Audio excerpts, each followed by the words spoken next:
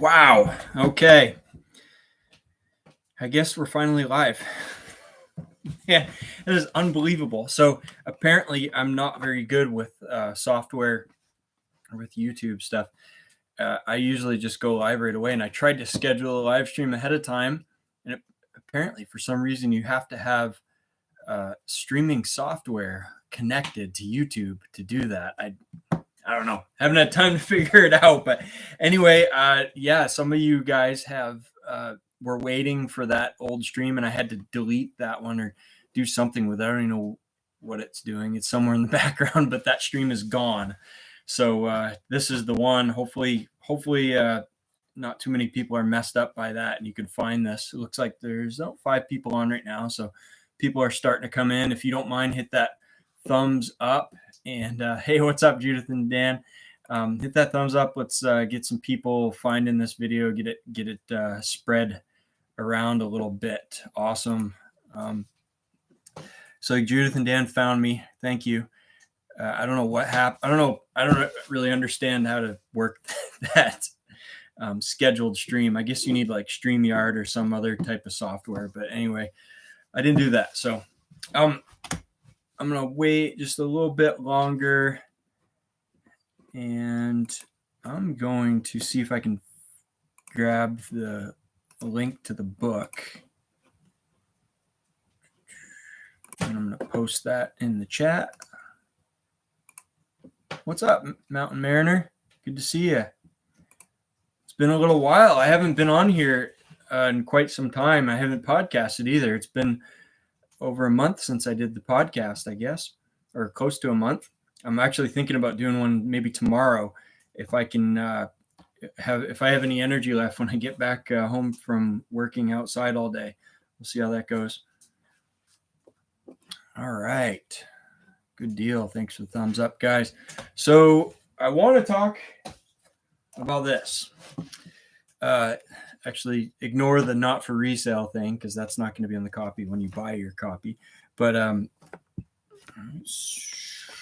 that is my new book. It's called More Than Wolverine, an Alaska Wilderness Trapline. That was published 2 days ago on Amazon. It is 156 pages long. And that basically is 2 years in the making. So this is a project that I've had in the back of my mind for quite a long time, and kind of finally just came together and came to fruition. So what I want to do tonight is talk about the book. My goal is to get you to buy a copy of the book. So if you're here listening in, if you're in the chat, if you're on the live stream, there's 6 people here right now. I want 6 copies of this book to be sold tonight. And the more people that come on, I want you to buy a copy, and I want you to share it with your friends if you don't mind. If I know a lot of you guys also listen to the podcast. A lot of people are, hey, Dan, what's up? Good to see you here. I just sent you an email earlier tonight. You probably got it. So a lot of people, I constantly get people talking about, thank you so much for the podcast. Really appreciate it. Is there anything I can do to, whatever? You provided a lot of value. It's been great. And I don't ask for anything. I mean, once in a while I get some stuff in the store that people can buy and whatever. But this is time for me to ask. So if I've ever provided any value for you through this YouTube channel or through the podcast, please buy my book. Go on Amazon.com, it's $20, and we're going to get into the whole history of the trip. I have a series of 5 videos on Alaska trapping on this YouTube channel that folks can check out if you haven't seen them before.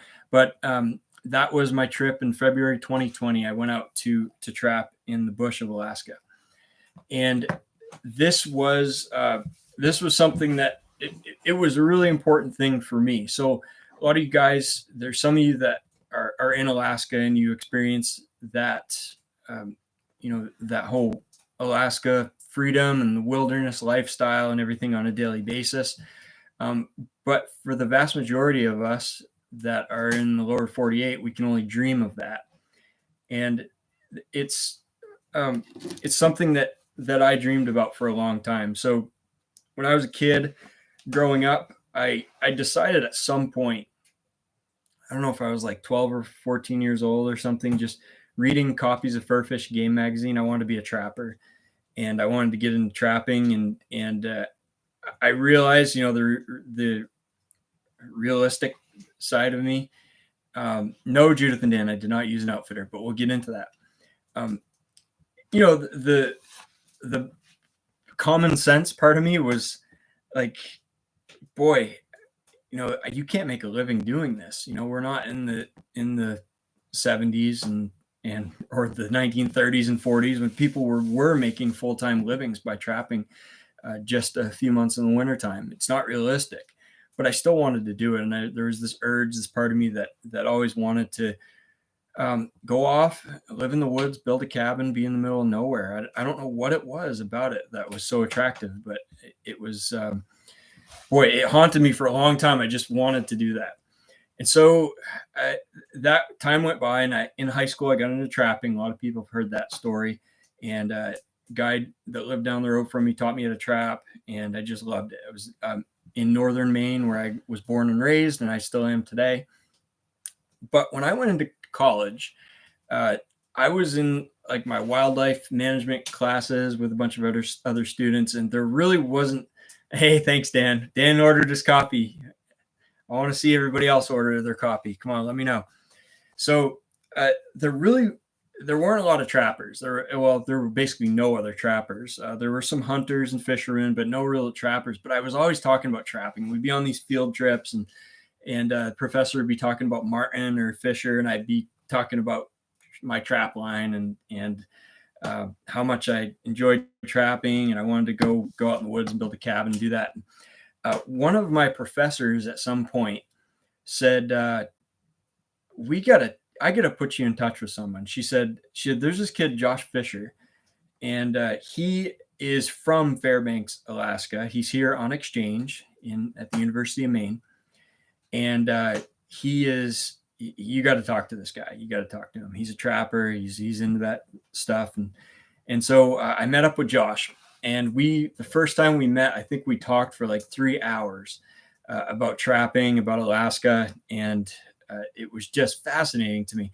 So that whole semester or more that I was at school there while Josh was there, we basically spent, I don't know how many hours sitting at my kitchen table or at his place, just looking over maps, looking over the Alaska Gazetteer.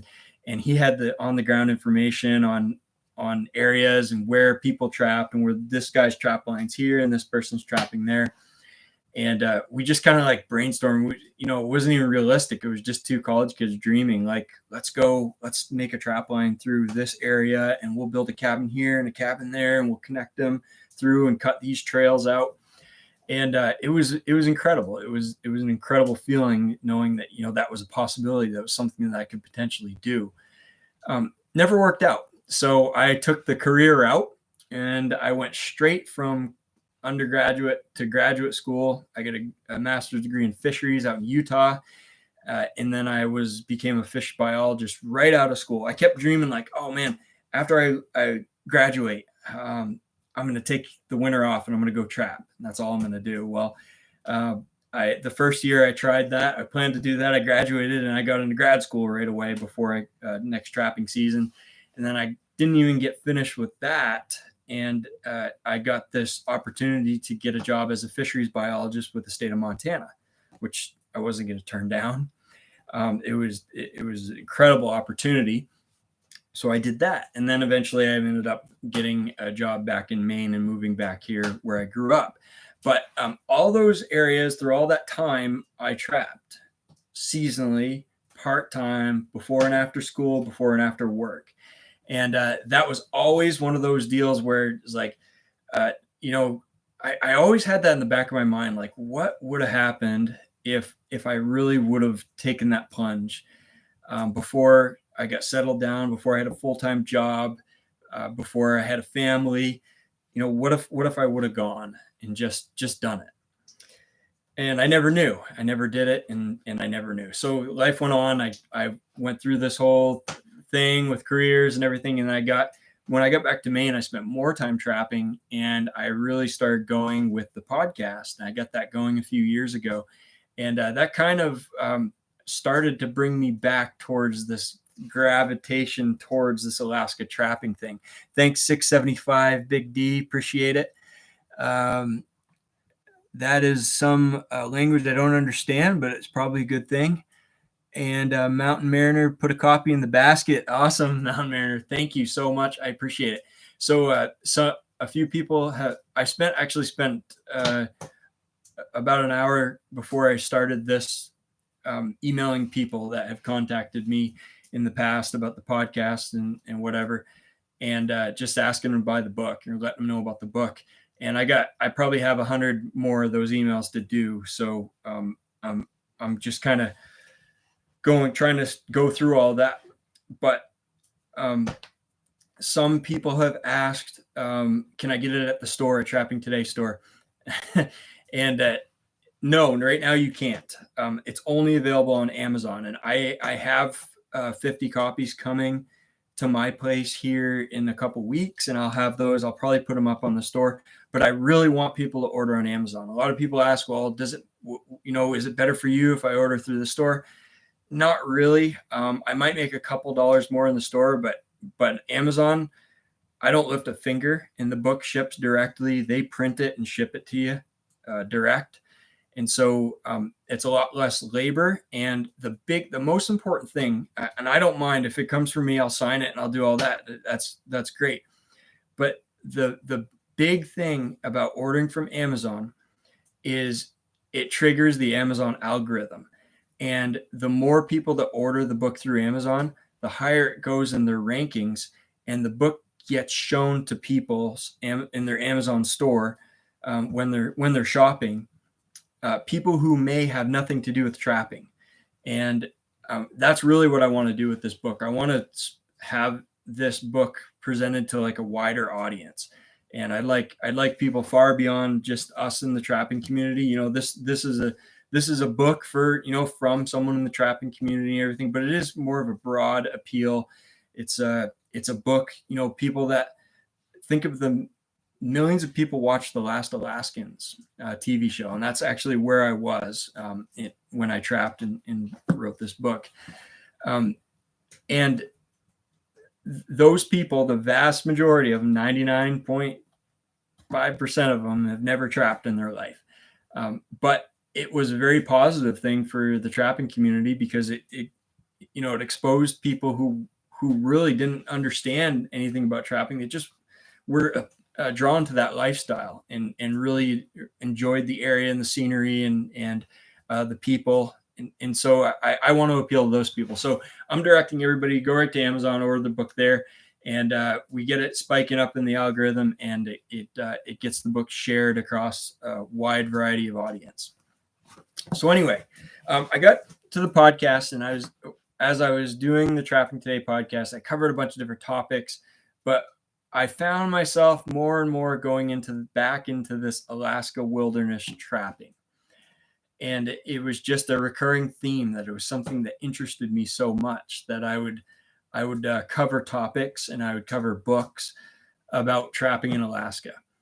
And one of the books that I talked about, and if you guys have listened a long time to the podcast, you have heard this episode. The book is right here. There's no dust jacket on this one. It's an old library copy called Hunters of the Northern Forest. This book,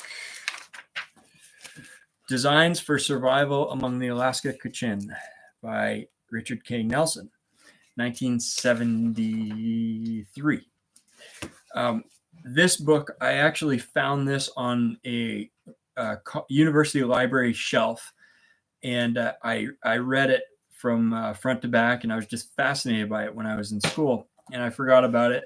And I got back, into the podcast, and I was reading new books and rereading old books, and I know I read something about that Alaska wilderness survival, the old native people, and and a bunch of trapping stuff in this book. And I know there's a book out there. I got to find this thing. I remember reading it, and I finally found a copy, and I read it again, and it was just incredible. So I did a podcast episode about this book, and mentioned, I read a section or two from the book. I discussed what it was about.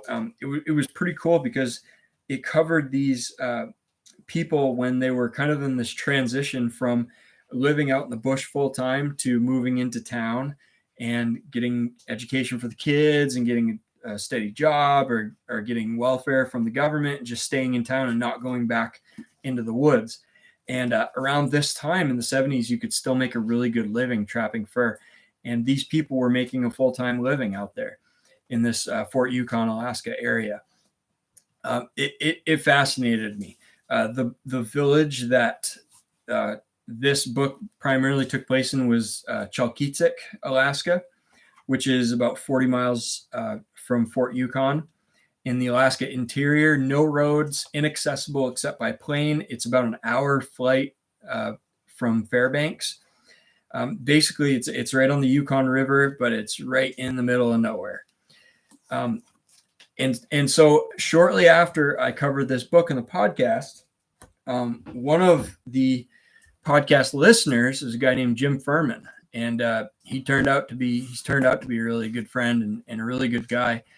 And he said, "Hey, just wanted to let you know that my trap line is located X number of miles west of where that book took place." I said, "Whoa, wow!" So this is a real life guy who is currently trapping in this area in the middle of nowhere, this place that I'm kind of been reading about and living the general lifestyle that I've been dreaming about for a long time.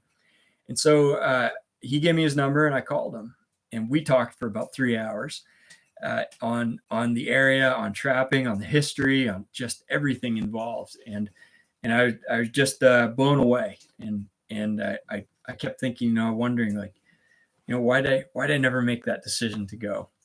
So we got talking. We talked a little more. I had Jim on the podcast. Did a podcast interview with him, and at some point around that time that I interviewed him for the podcast, he invited me to go up there and spend some time with him on his trap line. And so that was, for me, with a wife and a couple young kids and not really a whole lot of money, it was a big decision. But I ended up deciding I was going to go, and I had a year. We basically planned on the trip close to a year in advance. I saved every penny I could. We planned. And we planned it for the first 3 weeks of February, a 3-week trip, about probably a week of traveling, a couple days on either end of traveling, 2-3 days, and then about 2 weeks of trapping. And so it all kind of came together over the course of a few months, and I found myself flying out to Fairbanks, Alaska, and that's where this book begins. And it goes through the whole process of getting there. Judith and Dan, I did mention there are guided Alaska trips. That just it isn't something that really appealed to me. For some reason, I'm kind of the extreme do-it-yourselfer, and I just can't ever see myself hiring someone to guide me on anything. Not that it would never happen, but it probably wouldn't. So it just never appealed to me to pay someone like $5 or $10 grand to go run a trap line for a couple weeks. It just wasn't something. It just didn't feel right to me. That's not the purpose. That's not why I went there. That's not why I wanted to go there. And that's kind of part of the reason for the title of this book, More Than Wolverine, because one of the things that really fascinated me about going to that area was being able to trap a wolverine, because they're a really rare animal.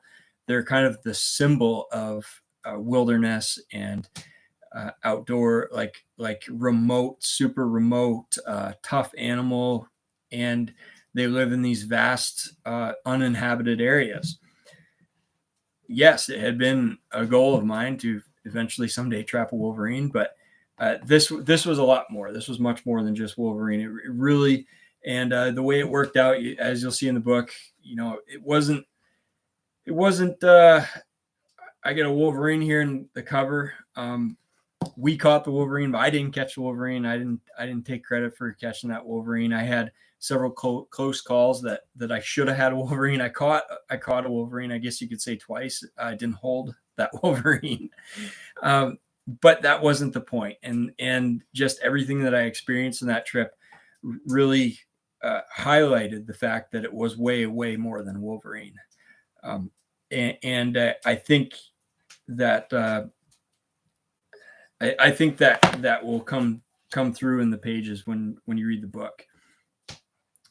So the journey was a flight to Fairbanks, and then stayed at Jim's place overnight in Fairbanks, and then another flight to the village of Fort Yukon on a commercial plane, or the mail plane. There's, I don't know, it's got like a dozen passengers maybe. And then from there, we got to the village, and it was about 45 miles on snowmobile to get to his first, his main trapping cabin, his main trapline cabin. So this was quite remote.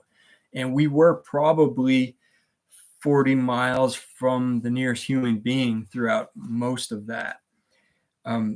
Probably the closest people to us, if you guys have watched The Last Alaskans TV show, Tyler and Ashley Selden, they were upriver from us, and they would have been the closest human beings, but there was no way to get to them. There were no trails, and you couldn't travel the river because the ice wasn't safe through stretches of that river. So there really was no way to get to them. And it just kind of highlights how remote that area is. But if you've seen The Last Alaskans, you see that footage and that country and all the aerial imagery of what it looks like there. It is an incredible place. Judith, there's so many private trap lines, I figured it'd be hard to set up new property. Kind of. Ever think about doing audiobook versions? Ron, yeah, Ron. If the physical book does well, I'm gonna record an audiobook for sure. I've tried to do audio book of A Fall Fur Hunt in Maine, and I want to do the Walter Arnold one. It is so difficult for me to do an audiobook for some reason.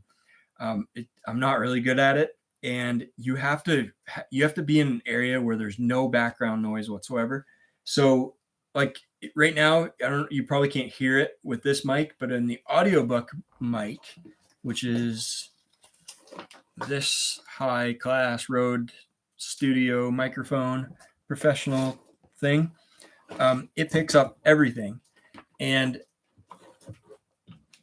right now there's wood in the wood stove that's crackling and popping a little bit as the fire's burning, and that picks up every single pop and crackle. So I have to warm the shed up, and then I have to, because I can't do it in my house because I got 3 boys and they're all noisemakers. And then I have to let it die down so it stops crackling and popping. And then I have, an hour or two before it gets too cold to be in here. And then I got to hope the train doesn't go by, and I got to hope there's no big trucks on the road, hauling logs or plow truck or whatever, because then I got to shut off and wait for that to go to pass. And then I got to hope the wind isn't blowing too loud because you get background noise there. So, and then I'm recording the book, I'm reading the book, and I'm not a professional, and I mess up, and I got to start that sentence over, go back, stop the audio, delete that section.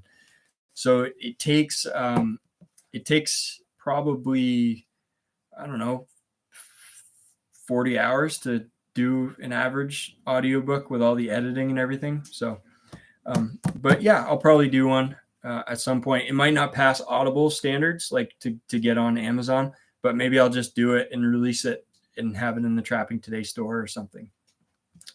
And tonight, hopefully we get a few more people on here. Thanks for the thumbs up, guys. But I am going to read a short section of the book, actually. So, but first, I kind of want to get a few more questions from you guys. Any thoughts, any any things that maybe occur to you that you want to know about in trapping this area or going to this area? Uh, just anything in general. I'd love to hear about it. So Judith and Dan, oh, whoa. Hey, internet veteran, thank you. $2 super chat. I think that's what that's called. Thank you so much, man. And I appreciate the congratulations. That's awesome. So yeah, I'm amazed. That's great. Judith and Dan, so many private trap lines. I figured it'd be hard to set up new property. It depends on where you're at. So the way that it works there, of course, Lori Saber in the off season, read it on YouTube. Yeah, I could. So the way that works is there's no registered trap lines in Alaska like there are in Canada. But there's kind of a long held belief and agreement among trappers. It's kind of a code of conduct that you don't go on somebody else's trap line.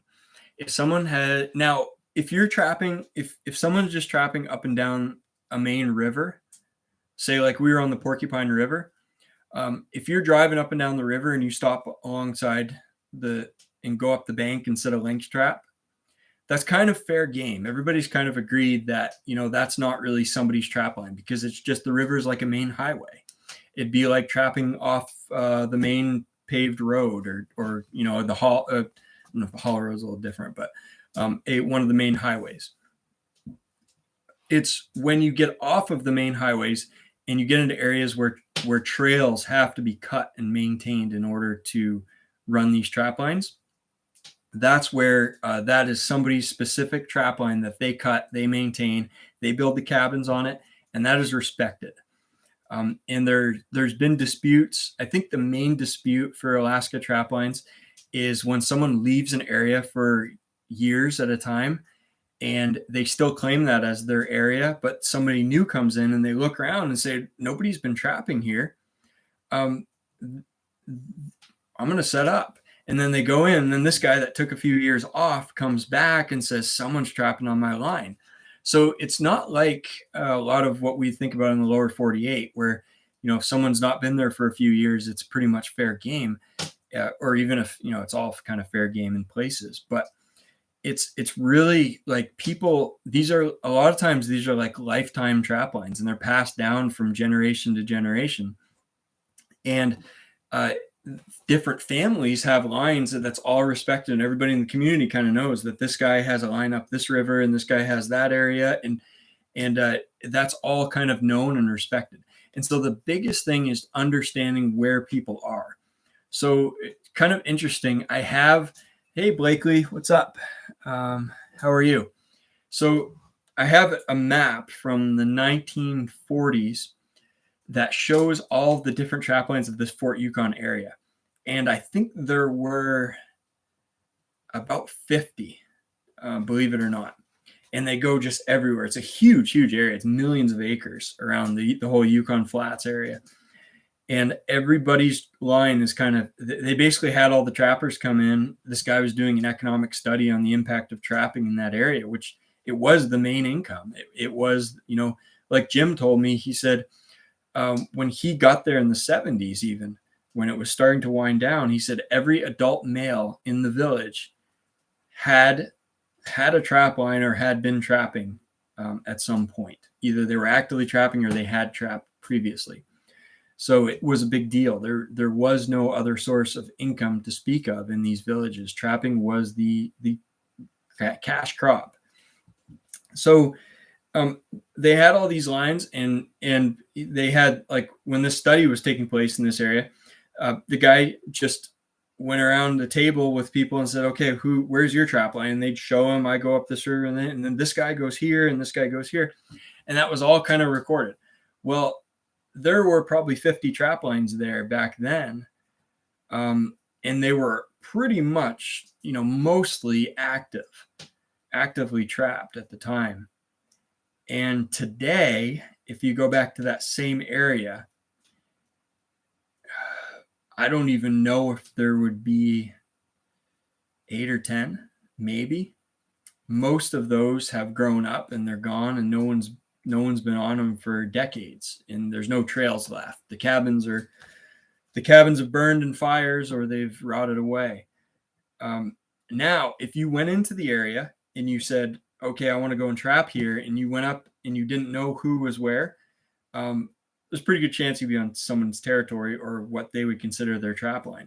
And what you really would need to do is meet a few people and get to know them and say, okay, I'm really interested in trapping. Where should I go? And they might say, well, this guy has been dead for 20 years and his family never trapped and they have no interest in it. That's no longer considered a trap line. But you might ask about another valley and they might say, yeah, so-and-so is in high school and his grandfather used to trap that and he's really wanting to get back there. And you can't, you probably are better off to respect that. You don't want your cabin burning down or something like that happening. Hey, Bull Daniels, what's up? Good to see you. Is it like unwritten rules? Unwritten rules for trappers? Yes, sir. That's kind of what it is. The Alaska Trappers Association has a code of ethics that's written. So like Josh and I have talked about it. I said, oh yeah, it's kind of an unwritten rule, but he said, yeah, it actually is in writing. I mean, it's not law, but people have kind of, all agreed to respect it.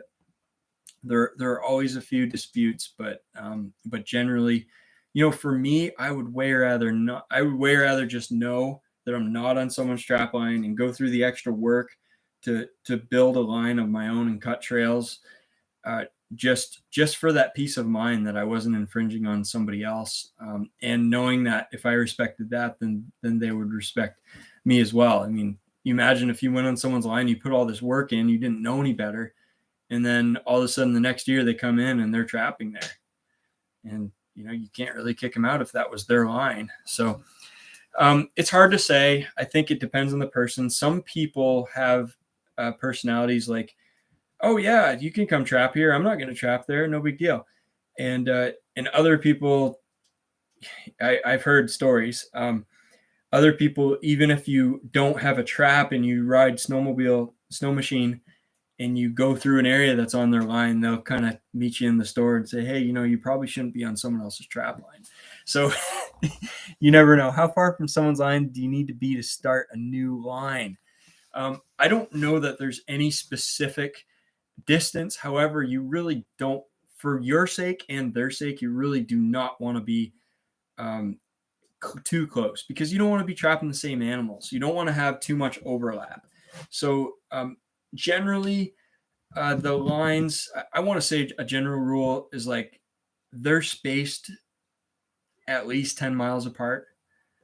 So in other words, if my trail was going north south and your trail was going north south, they would never be much closer than 10 miles from each other. That, I'd say that's just a really broad rule of thumb, but I don't know that there's ever any specifics. Now, with the fur prices as low as they are right now, there's so few people out trapping, and there have been so few people for in that general area for a lot of years. There are places, they're very, very hard to get to, but there are places, if you can get into them, that you're probably at least 40, 50 miles from anybody's trap line, maybe even more. There's some places you might be 100 miles.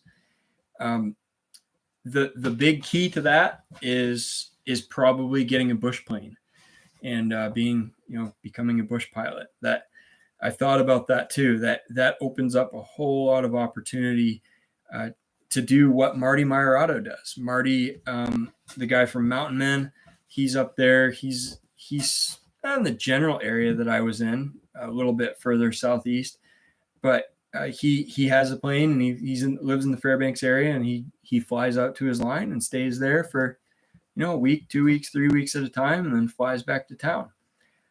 He's in the middle of nowhere. No one. I don't think anybody can even access his line without a plane. So places like that, there's a lot of opportunity, and a plane opens that up to people.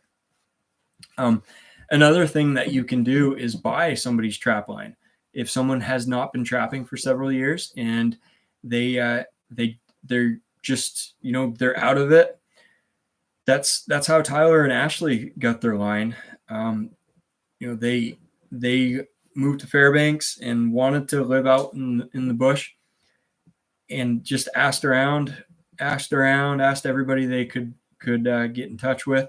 And then finally someone knew someone, actually was a friend of Jim's, who was willing to sell his trap line. He hadn't been out there for a little while. He was tired of the low fur prices, and he said it wasn't worth it anymore. And he had 2 cabins, I think, an old snowmobile, and a bunch of traps and trails that he had cut. And they bought the whole package. They bought and what you buy, basically, when you're buying a trap line in Alaska, you're not buying any legal right to a line. You're not buying any title to a land. You're buying the cabins, the equipment, and the trails, and you're buying the trapper's agreement that he will no longer trap there. Basically, that's what it is. And they'll typically, if they're in like where they were and where I was trapping, it was the Yukon Flats National Wildlife Refuge, and they will transfer your cabin permit, their cabin permit, to you, which is very important. Another thing to think about is, in a lot of these areas, there are no new cabin permits available. They don't just hand out a permit if you want to go live in the middle of nowhere. So if you want to run a trap line, you have to either show proof that you have been trapping an area for years before you can get a permit to build a cabin, which is kind of odd. You almost have to trap out of a wall tent. You have to show fur receipts, fur sale receipts, and all kinds of evidence to show that that's your trapping area. And then maybe you'll get a permit. But if you buy someone's trap line, typically you can just go into the office and they'll sign over the paperwork to you, and they'll put the cabin permits in your name. So that's kind of one of the ways to start a new trap line. I'm going to open the door in here. It's getting kind of hot. More questions, guys. If you get any more questions, I see there's some more people that showed up on the stream, which is great. And I'm going to read from the book here pretty soon. There's 19 of you, so I'm hoping that all 19 will buy a copy of my new book, More Than Wolverine, an Alaska Wilderness Trapline, just published 2 days ago. It's available on Amazon.com. Just go to Amazon. There's a link in the chat, or just go to Amazon and search More Than Wolverine, and it'll show up there near the top.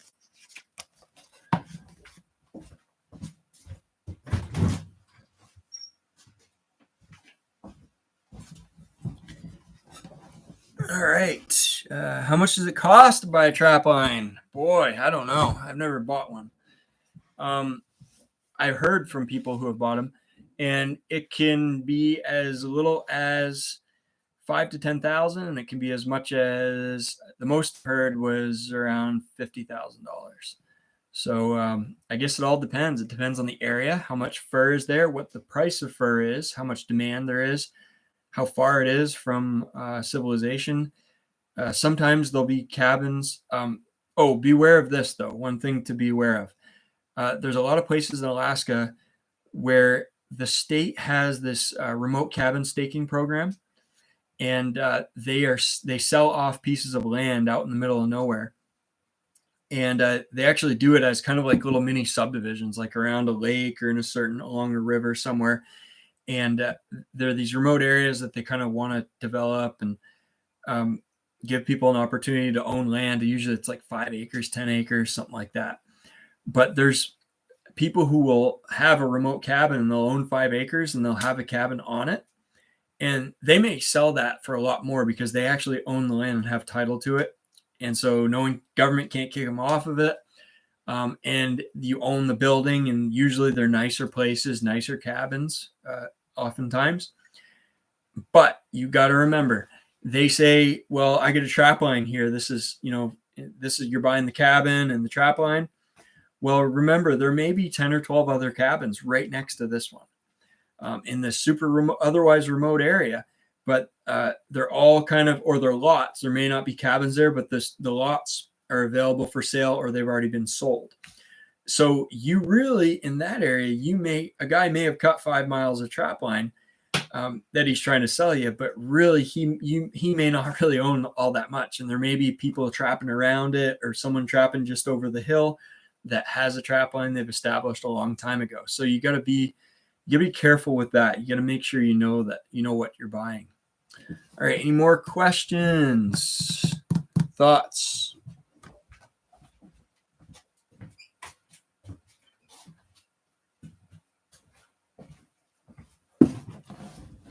I had to shut the door again. It's like 0 degrees outside, so it cooled down fast. All right. Hey, okay. All right. So I am kind of a glare there from the light. I'm going to read a little bit of this. So basically the book just kind of takes you through the journey. When I was out there, I took notes. I didn't really write much. I just kind of took notes on details so I would remember, because I always kind of had a plan to write something about this. Yeah, Dan, absolutely good point.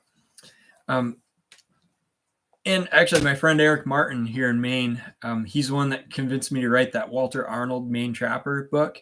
And that was a big project, but it was a great project. I'm glad he convinced me to do that. But when I told him I was going to Alaska, he said, "Oh, you should write a book about that." I thought, I'm not going to have a book. I mean, a 2-week trip, 3-week trip, I'm not going to be able to write a book out of that. But I thought I need to write something. I'm a writer. That's kind of what I do. So I thought about that, and I took good notes. And then eventually I got back, and it was springtime, and spring came and summer came, and I was busy with life and everything else. And then we got into trapping season, and I had a great marten trapping season here in Maine, but it just wasn't the same. That experience in Alaska kind of ruined me in a lot of ways, because I was able to experience the freedom that I'd never had trapping in Maine.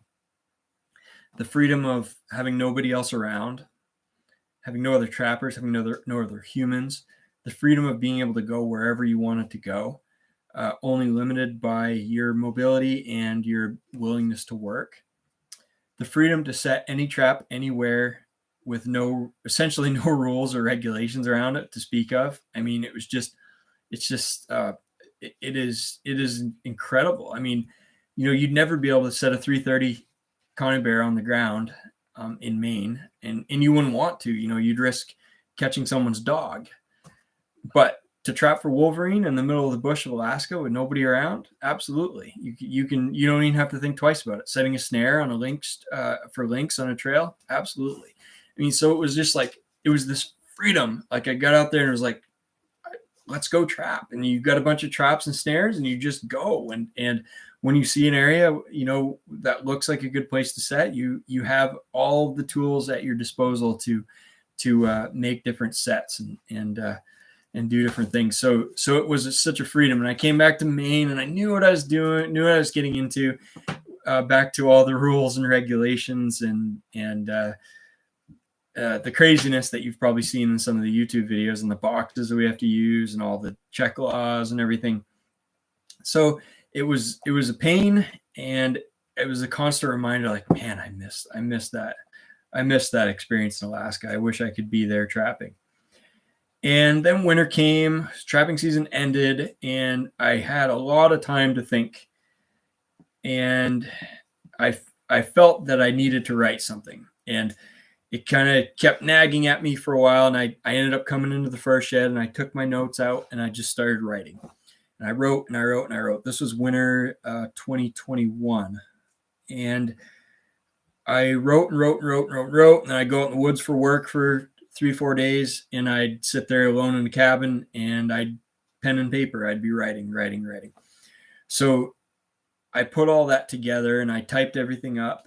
And when I got done, there was about 36,000 words. So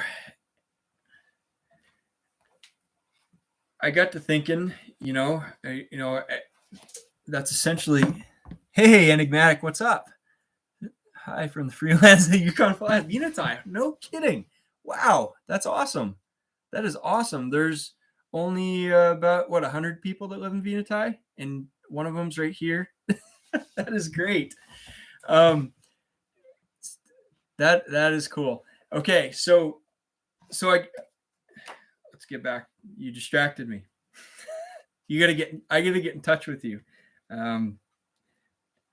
jrodwood at gmail.com, JRODWOOD at gmail.com. If you don't mind sending me an email, I'd love to be in touch with you. I probably talked about some things in the book that you're familiar with.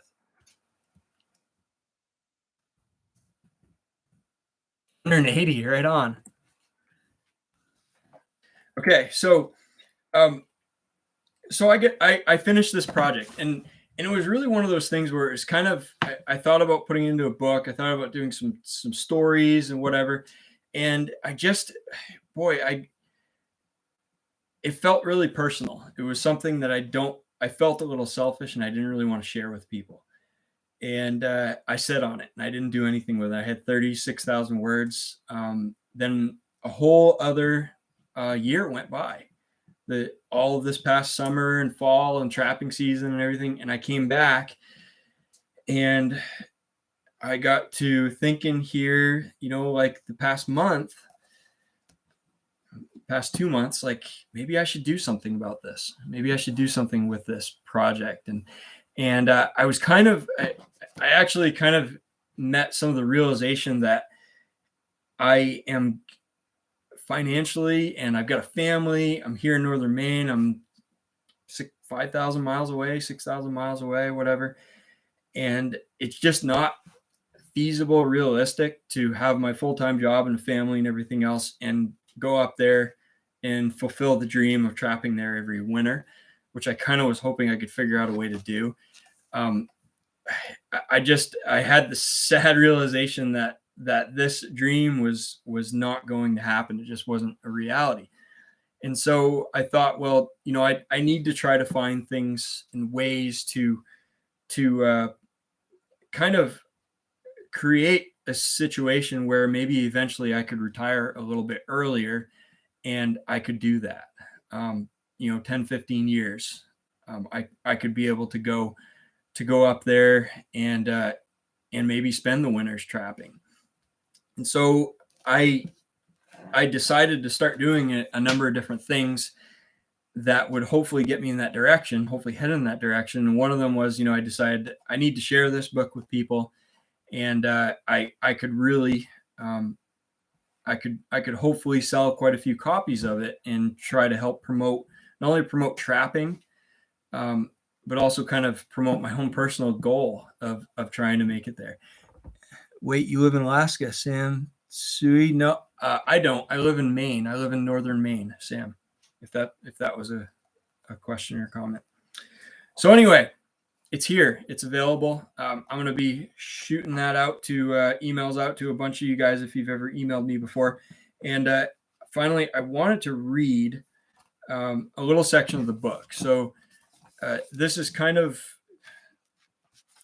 a point in the trip where we're probably halfway through the trip, and Jim and I have been trapping there for probably a week or so, and he ends up going back to Fort Yukon to pick up some supplies, and basically it was my opportunity for the first time to actually be alone in the Alaska wilderness, 40 miles away from anybody else, and in this incredible area, and checking traps. So that is page 105, the chapter Alone. I'm going to read to you guys. And see the cover, Sam? There's kind of a glare. I don't know how well you can see it. And this is actually because it was an author copy, so that's not going to be there when you buy it from Amazon. It's called More Than Wolverine, an Alaska Wilderness Trapline.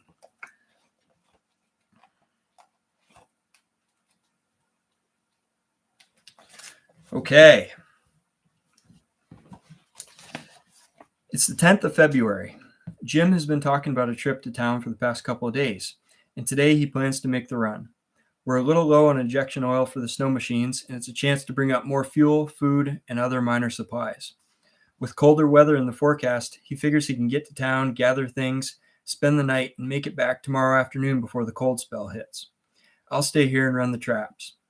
Jim's loaded up and ready to go. We start both sleds, and I accompany him downriver for the first couple of miles. We have a set in a clearing a little ways back from the river. A wolverine visited it the other day, stole the bait, and wasn't caught. I bring a box and a 330 to set beside the existing foothold cubby. We wave goodbye as Jim heads toward town, and I turn into the trail that leads to the wolverine set. I put the box in place, bait it, and set the 330 in the entrance. It looks good. I make some improvements to the foothold set as well and head back upriver. I'm at the cabin, machine off, and all is dead silent. This is it. In a few hours, I'll be the only human being within about 40 miles of here. I'm strangely excited by this revelation. As much as I've enjoyed trapping with Jim this past week, there's part of me that's always dreamed of running a remote wilderness trapline on my own, and today I'll be as close as I've ever gotten to experiencing it. Despite being a pretty social person, I forever joked with my wife and others that I could easily spend a month or two alone in the bush. I'm not sure if I'll ever get that opportunity, but for now, a day or two will have to do. Already geared up for the day, I start the machine back up and pull into one of the spoke trails radiating out from the cabin yard. I'm running a couple of small lines we set up 2 days ago, and some of Jim's existing sets we checked on at the same time. 2 days isn't a long time for fur to find its way into traps in country like this, but I'm excited nonetheless. Just the idea that I might catch something has me pumped up. I wind through the pole spruces, checking a few traps along the trail, drop onto a long, narrow lake, and look for the trail on the opposite bank. I'm headed for the spot where we had a lynx set on the bank above the lake, in the clump of large spruces where a stash of traps had been hanging. I leave the lake, climb the bank, and barely reach the top when I see it. I shut the machine off before getting too close. In the willows just ahead is a lynx in our trap, looking at me. It had been caught in the pen set made at the base of a tree a few feet away and dragged the toggle stick we'd wired to the trap to the willows until it was hung up. The cat is fairly well blended into its surroundings as it looks at me with seemingly little fear. I can hardly believe it. Only a few traps in, I've got a lynx. From the toboggan, I pull out the pole and snare setup that I used to dispatch my first lynx the other day. I take a quick picture at a safe distance and move in and do the deed. I admire the fur. It's another beautiful animal, one that I feel privileged to harvest. I put the cat in the toboggan, wrapped in a section of light canvas to protect the fur from damage while it rides along. I remake the set and get going, wondering what the rest of this line will bring. I have a lot of traps yet to check. There's a picture of a lynx in the cubby set. I move through the mostly wooded section of trail, checking sets here and there and moving a couple of trail snares out of the way as I pass through, resetting them behind me. I leave the woods and emerge onto Snake Lake. We have several places along the lake shoreline where Jim has had sets out for quite a while this season. Many of the area lynx have probably been harvested here, so I'm not super hopeful that I'll find a catch in these, but it's still exciting to check them. There's a bit of snow to be packed down on our foot trails, traps that need to be cleaned of snow to ensure their proper functioning, and snare heights to be adjusted. In one small cove, I pack the fresh, fluffy snow down on the hard base of the trail, step over a snare, and check a pen set made for wolverine. There's nothing there. I pull the trap out of the ground. After a time, many of these traps start to freeze down, so picking them up and repositioning them can help keep them free and ready to fire if stepped on. I can't remember if Jim had another set in this spot. I look to my left down a well-worn trail and something looks out of place. I walk closer. It's a lynx. Caught in a snare, the cat wrapped itself around a log, expired quickly, and is elevated off the ground, frozen solid and covered in a skiff of fresh, powdery snow. Number 2. The snare is bent out of shape and frozen onto the lynx carcass, so I'll have to get another one from the machine. I detach the cable and haul the lynx back to the lake and deposit it beside the other in the toboggan. I'm beyond excited. This is amazing. I remake the snare set, get back on the machine, and continue down the lake. The next and final leg of today's trap check journey is the long trail through the woods that terminates at the creek. I start down it, winding my way through, stopping to maintain sets here and there. I see a couple of fresh lynx tracks, the second and third set I've seen for the day. It's encouraging to see sign on our lines, but animals that pass through don't always get caught. Sometimes a track will appear on the trail, follow it for a while, and leave into a thicket of trees never to appear again. They come and go, reminding me that our trap sets aren't the center of a lynx's universe. Snowshoe hares are. I checked the pole set that Jim made for the one marten whose tracks we'd seen days ago. It hasn't been touched, but a short ways beyond the set, not far from where I'd broken down with the old Tundra, is a fresh set of marten tracks. It crosses back and forth on the trail several times, hunting in the old slough that's grown into a brushy meadow. I stop at a clump of willows the marten had passed within a few feet of, and decide to make a set for it. Since the marten didn't climb the pole set, I figure maybe it'll have some interest in food on the ground. I break off sticks from the willow clump and make a small pen that terminates at the base of the clump. I chain a number 1.5 long spring trap, just the right size for a marten, and riding along in the toboggan for just this purpose, to one of the willow trunks and set it at the entrance of the pen. I wire some meat to the back of the cubby, several inches off the ground, add a little lure, and the set is done. I move along through the meadow, stopping once to make a wolverine set at the base of another willow clump. Jim has caught wolverines in this area before, and we don't have many sets for one here. Plus, I have a couple of extra traps and a chunk of bait with me, so I might as well use it. The trail leaves the meadow and ascends into the older growth spruce country that struck me as classic marten habitat when we'd set it up. I dip into a small, ancient slough, climb back out into the spruces and up a small hill, and come face to face with lynx number 3. It's a surreal scene, one that I'll think back on for a long time. A clean forest floor, 2 large spruce trees, and a wildcat standing between them, looking, it seems, directly into my soul. I take a little extra time for pictures. I don't want to forget this one. I dispatch the lynx, put him in the sled, and move on. At the end of the trail is a creek, the creek. I drop onto the ice and buzz over to check the wolverine cubby set in the abandoned beaver house. It's untouched. I'm not sure what time it is, but I'm sure I have plenty of daylight, so I decide to venture up the creek a ways further than where Jim and I had turned around. I go around a bend and motor through soft, powdery snow that hasn't been traveled on all winter. I notice an opening on the left bank. I turn off the machine and scramble up the bank to the woods. It's a trail.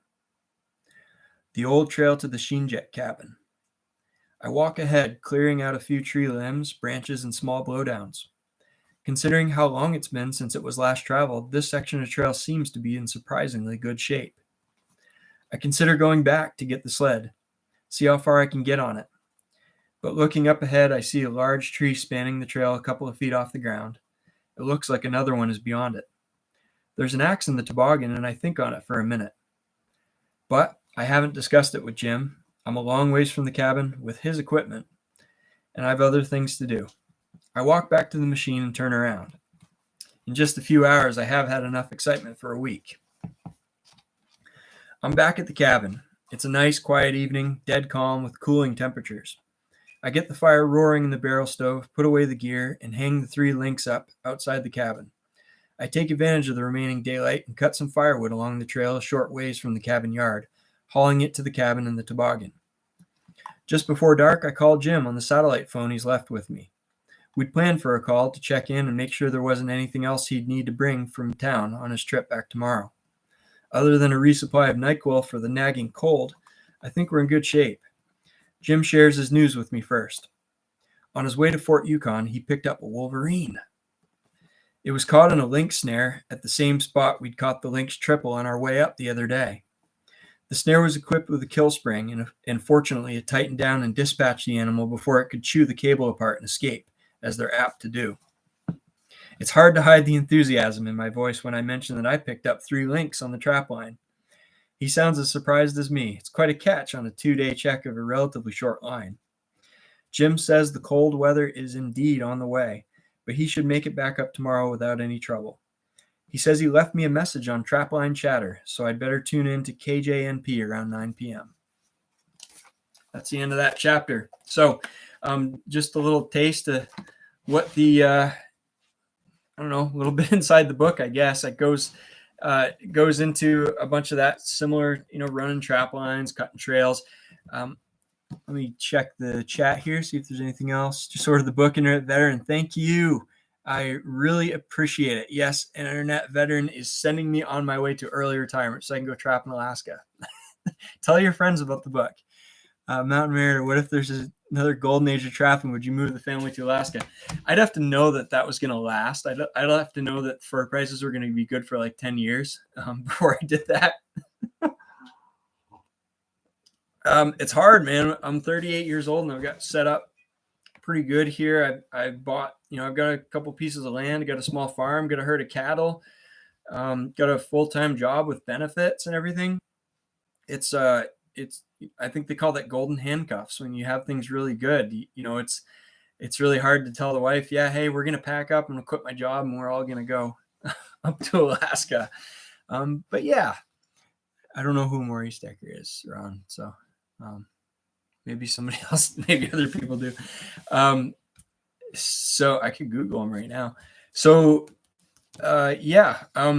One of the things I did want to point out that if you're interested in history, I'm fascinated by this area because it's a place where years, a long time ago, like I said, there were hundreds of trappers in this area. The whole Alaska interior was thriving with trappers and active trap lines, and people be out for the winter. They'd be out for months at a time. They come in for Christmas time into the villages, and then they go back out till break up and float down the rivers in the spring. It was just an incredible lifestyle that's gone. There really are very few people doing it anymore. There are some people that live in villages and travel out on trap lines, but really there's a whole bunch of history here. All the names on the maps, the old cabins, the old trails. I mean, it's just fascinating. So I've read so much literature, books, everything about this area. And in this book, I mention a lot of things. So I talk about guys that have had trap lines in that area in the past. I talk about the people on the Last Alaskans that were nearby in the general area, also running active trap lines. But I also reference a lot of the history. And actually in the back of the book, I do have a special section called books referenced in this text. And all the books that I mention, you can look at them there and you can search for them on Amazon or wherever and try to find copies. And I actually have a bunch of them here. So the first one, that Hunters of the Northern Forest, we have that. This book is Sam O. White, Alaskan. Jim Reardon put this together, and Sam White was actually another guy from Maine that moved to Alaska. He actually has, I want to read a quick excerpt from the Fort Yukon section of the book. I kind of wrote, when I first got to Fort Yukon, I did a little overview of the town, and I something that I'd read from this book, I said, I'm reminded of the words of Sam White in Jim Reardon's book, Sam O. White, Alaskan, describing his arrival as game warden in Fort Yukon. He says, I arrived in Fort Yukon at the beginning of winter 1927, the first resident federal fish and wildlife agent for the area. This struck many of the old-timers as rather funny. The need for regulatory laws for game and fur wasn't apparent to them. So that was from this book. This is a really good story. This is Born on Snowshoes, Evelyn Berglund Shore, and her family had trap lines. They were on the lower Shinjik River for a little while, and then they moved way up the Salmon Fork of the Black River, way, way, way upstream from Chalkitsik. It would take them like 2 months to boat up there. They'd motor up there with a boat with all their supplies for the winter. And they'd float back, and they'd only be back in town for a little while in the summer.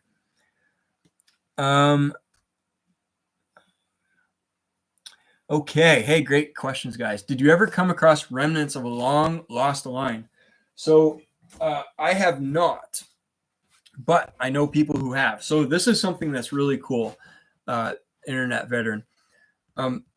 These in Maine, where I'm at in Maine, we have like 40 inches, 35 to 40 inches of precipitation every year, and everything rots fast. It's wet. The forest is damp, and it just rots. Old cabins, if they're not maintained, when the roof goes, the whole cabin starts to rot, and it's gone within 30, 40 years. In the Alaska, the Arctic is really an arid environment. It's really dry, especially the interior. And buildings and things stay around for a long time. So one of the and things grow much slower because it's such a short growing season and it's a cold climate. So one of the things that really amazed me was that the guys in the interior hang their traps up in the tree when in the off season, and they leave them there year round. And then when they drive up the trail to start trapping in the next winter, they just grab traps off the tree and put them down and set them. And so they'll hang these stashes of traps, and it's a good, you don't want them all in your cabin because someone will come and steal them out of your cabin maybe, or your cabin burns down in a forest fire. But by having them spread out, and also when it's time to set traps, you don't want a sled full of 200 traps on the, or a toboggan, several toboggan loads worth of traps to have to haul around. So it works out well. But if you did that in Maine, those traps would be rusted out in 5 years, gone. I mean, they would be unusable. So things stick around. History sticks around for a lot longer out there. And so do the old cabins. There's actually, here's a good one. I'm going to tell you a few things about Jim's experiences out there, because I didn't spend enough time out there to run into an old cabin, but he has been there for 40 some years trapping, and he certainly has run into a bunch of old stuff. Okay, let's see, we got some pictures in this book. This book is called guy from Venati is going to kill me for trying to pronounce this. Kyrundak, Beyond the Willows. This was Richard Martin. He was an old timer, and here he is right here. He's an old timer that had that trapped and lived up the Porcupine River. And this book has a lot of cool pictures of old, like Canyon Village, which was an old settlement there.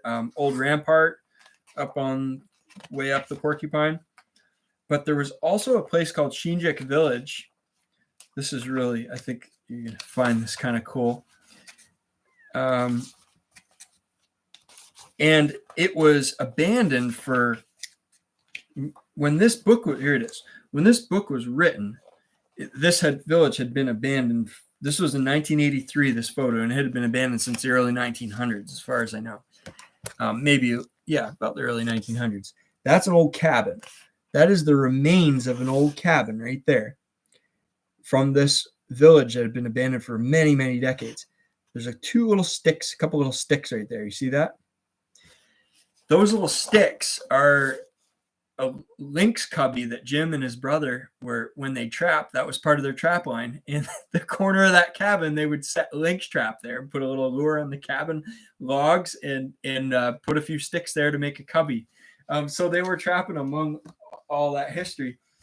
Another place, let's see, James A. Carroll, above the Arctic Circle. Actually, I think about 25% of the population of Fort Yukon is descendants of Carrolls, James and Fanny Carroll.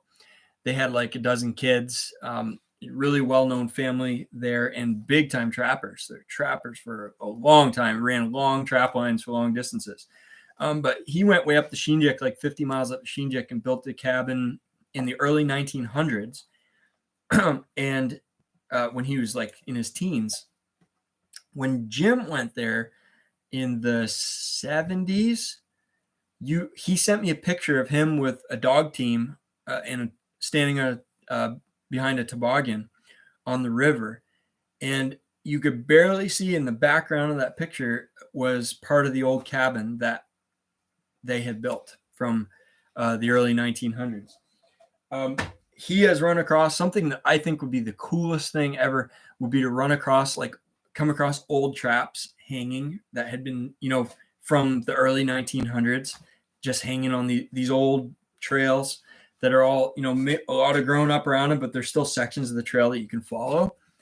And seeing these, I would just love to find an old trap hanging up in a tree like that.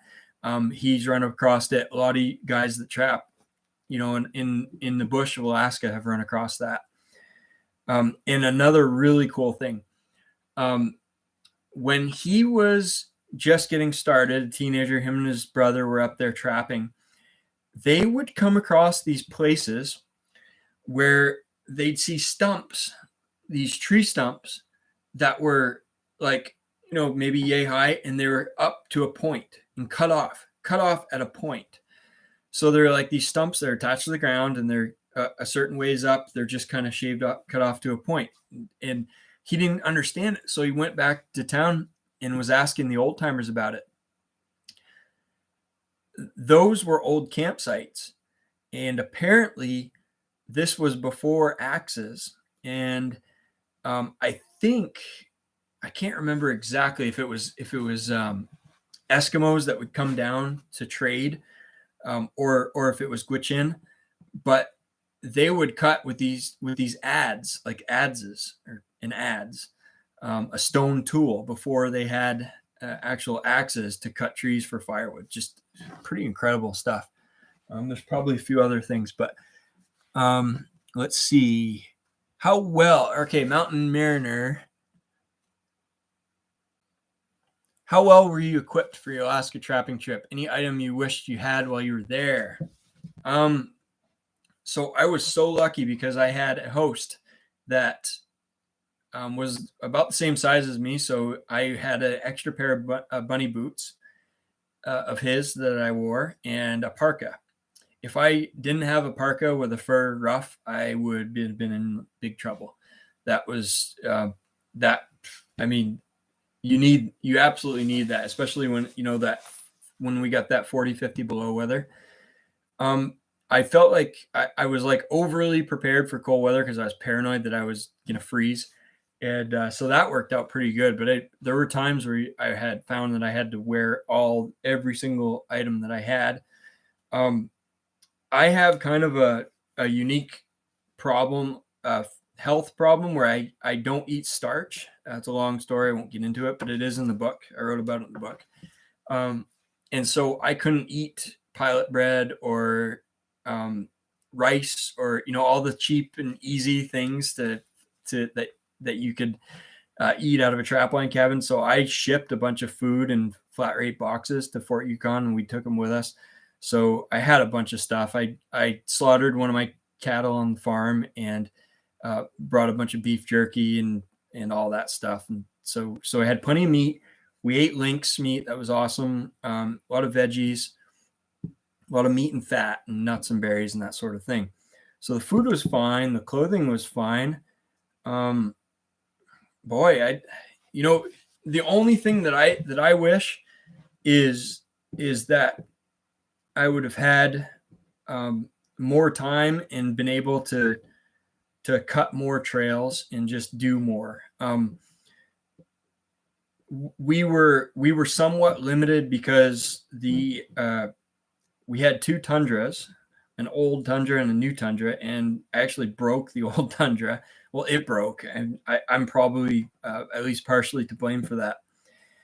And when that went, the backup snowmobile was a snow machine. Sorry, was a Bearcat, an Arctic Cat Bearcat, and the skis are a lot wider on the Bearcat, and that area is all narrow trails. There's a lot of trees through there, and that was a nightmare. So it was really hard to get around. So I kind of wish that having more mobility with a smaller machine would have been good. I don't know if I really don't know. I hadn't thought about that. If there's anything that I wished I had, I have a brush axe. I'll show you guys.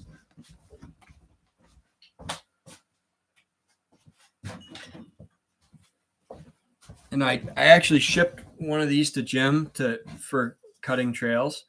And actually, I thought this was going to be slick because it works awesome in Maine, and it didn't really work that good. I don't know. Jim had a much bigger, similar tool, but a lot heavier duty, and it worked really well. But I think a lot of those trees were just, because they grow a lot slower there, they're really dense. The wood is dense and it's a little harder to cut through. So it was a lot of chainsaw work and a lot of heavy duty tool work to cut trails. I don't know. Maybe could have been in a little better shape for walking around cutting trails, but I feel like I had more than I needed, but I didn't have the time. I would have loved to have been just dropped off there for a month. Mountain Mariner, there's a line near me that hasn't been touched in 8 years that I know of. And even back then, all the pole sets were completely rusted. So that's an old one. Enigmatic Wichin, I've heard stories from most of the old timers up here that have lost traps to forest fires. Yes, it takes an extra day to bring all the steel back, but it's worth taking the extra time. I should get some photos and post them. Yeah, that'd be cool. Still find old lynx and wolf snares hanging. Wow, yeah. Brush hook, yes, brush hook. That's what he call. That's actually what he calls it. What was the species count up there? I don't know. It's hard to say. We caught, while I was there, we probably caught like, I don't know, a dozen lynx in the Wolverine. But we set a lot of traps, and we had a stretch about a week where it was 40 to 50 below and nothing moved. We caught almost nothing in that week stretch. And then when I left, he went back and checked traps again and got like a dozen more. So, it's hard to say. We caught some that he had set before and we checked, and then we caught some that we had set and checked, and then we caught some after I left. So I don't know what it was, but anyway, it was probably one of the, I don't know, Enigmatic might have more to say on this, but I think the lynx cycle was kind of nearing the end of its peak, at least in that area, and it's been headed down since then. So that was probably the last decent year to trap for lynx, and I think the next few years, from the people that I've talked to, is going to be pretty slow. And then there was essentially no martin in the flats, but interestingly, they come in waves, like in cycles. And it seems like there was a time period in the 1940s when this old guy, Philip Peter, had this trap line, when there were a bunch of martin. He and his wife would catch martin. And then there were no martin for a while. And then in the 80s, sometime when Jim was trapping it with his brother, there was a wave of martin. And they caught, on this line where I was, they caught like 80 martin one winter. And then they went away. And since then, maybe one martin a year, maybe one or two martin, if that. And you could still get martin, but they're up in the hills. They're way up in the hills, not down in the flats. So it's a pretty interesting dynamic there. And then you got the lynx population cycle that's going up and down. Tyler and Charlie Jagow, who I mentioned in the book, they trap in that area, and they both mentioned that the martin crashed. For some reason, in their areas, the martin just completely went away, and there's no explanation as to why. So, they're finally starting to show up last few weeks. That's interesting. That's good. So a few of the other, so we get the Behind the Willows one that I mentioned. This one, of course, about the Arctic Circle, talks about a lot of trapping. And the cool thing about this is there's a bunch of pictures of the old timers in Fort Yukon. Like, this is guys standing in front of the Harry Horton's store, which was one of the several old stores that would buy fur and sell you supplies for your outfit. And this is a bunch of the old timers that had moved in here around the turn of the century and just lived out there, and were just full-time trappers, those guys.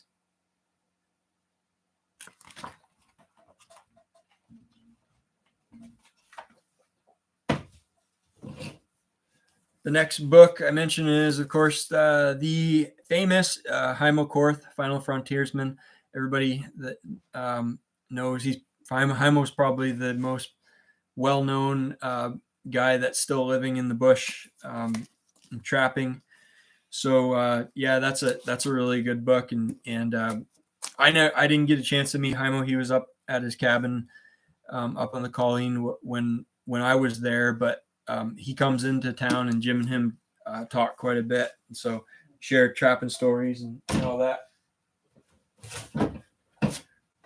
This is a pretty cool one. This is a really hard book to find. This is Bell Herbert, So she was a lady who grew up, or she lived. When she grew up. So okay, this book was written in like the I think in the 80s, and this was 1980s, and this would have been an interview that she did, and it was 1982, and she only spoke Gwich'in, so she did not even speak English, but she had, I think it was her granddaughter or her niece that translated to English for this book. And at the time in the 80s when this was written, nobody really knew her age, but it was suspected that she was between 117 and 120 something years old. She was like one of the oldest people on the planet, and she'd grown up and down the Porcupine, just on a constant nomadic lifestyle. They lived in skin tents, caribou skin tents. They made all their clothing from furs they caught, or from caribou or moose. They lived hand to mouth. It was a really tough lifestyle. You know, they're dealing with the weather. They're traveling. That you never know where your food's going to come from, how you're going to catch it. They talk about all these old methods of catching animals, that because they didn't really have modern guns until, you know, she was getting into early adulthood. You know, we're talking like pre-Civil War. So pretty fascinating stuff. A lot of really cool history. I actually found a copy on Amazon. I bought it, and I haven't seen one since. There might be one that pops up from time to time, but it is some really amazing history. And her and her husband, I think his name was Joe. Yeah, it was Joe Herbert. They lived at a place called Schumann House on the Porcupine River, and that was probably 50 miles, maybe 40, 50 miles upstream of where Jim and I were trapping on Jim's trap line. And this old guy, Joe Ward, who I've talked about on live streams before, lived next to them. And this guy was from England, and he immigrated to the U.S. and did a little prospecting for a while, and he ended up moving up there in the middle of nowhere on a trip looking for gold, and ended up spending the rest of his life as a professional trapper in that area. And they were really good friends with the Herberts. So that's a really cool book if you're interested in that stuff. This one, another book I mentioned in the book, is actually this is Ed Hoagland. He's a pretty famous novel writer. So I don't know, what do you call him, essayist or whatever. And it's just one story, because there's somebody that a book was never written about, but I wish one had been.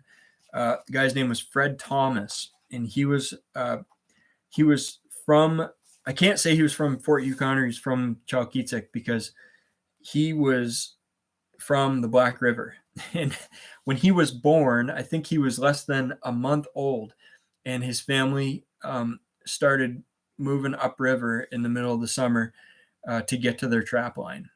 I think they'd start in June or July, to make it up all 200 miles. I think they're 200 miles up the Black to their trap line, and they'd spend the winter there. And Fred grew up there in the bush. As he got older, they moved into town, and then he had kids, and he got a job in town, but he was trapping up until I think he was like 97 years old or 96 years old, something like that. So pretty incredible guy, Fred Thomas. And this is just a guy that came up to do some research in the area, and he was writing a story about Brushman, which is another whole topic altogether. But he took a trip with Fred up the Black River from Fort Yukon, up the Porcupine, up the Black to Chalkitsik to visit some family there. And he just talks about the trip and all the things that he experienced. 99 Days on the Yukon. Here's another one, Tom McGuire. This was a river trip that Tom, as a young kid or a college kid, took with the famous Charlie Wolf. And Charlie Wolf was a canoeist who was well known for taking these long river trips. This trip, I think they did the Yukon from somewhere up in Canada all the way down to, they wanted to go to the sea, to the ocean, but they didn't quite make it. Interestingly though, Charlie had a trap line for 10 years that he bought from a guy named Ed Owens, who was an old prospector that lived up the Colleen River in this kind of same general area. And that is the area where, Ed sold his trap line to Charlie. Charlie trapped it for 10 years, lost interest, went on doing his river trip thing. And then Charlie was gone, and that was abandoned for a while. And Bob Hart came in, and that just across the river from there is where Bob Hart built his cabin and trapped there for, I think, close to 40 years. So Bob Hart from The Last Alaskans, if you've seen that, he passed away actually a few years ago, but that's that. More history on that area. Another one, John Hildebrand, Reading the River, talks about Fort Yukon a little bit. There's Nancy, Bob's ex-wife's book about their life. So yeah, I tried to kind of explore a few different things, give my impression of the area, talk about the experiences, and I don't know. I guess I hope it turned out into a good book. There's 22 of you on, so I hope that there's 22 books being sold, More Than Wolverine, Alaska Wilderness Trapline. I'm not going to stick around much longer. If you guys have any other questions, I'll sit here for a minute. And questions or comments, just fire away in the chat, and then I'll get through those maybe, and then sign off.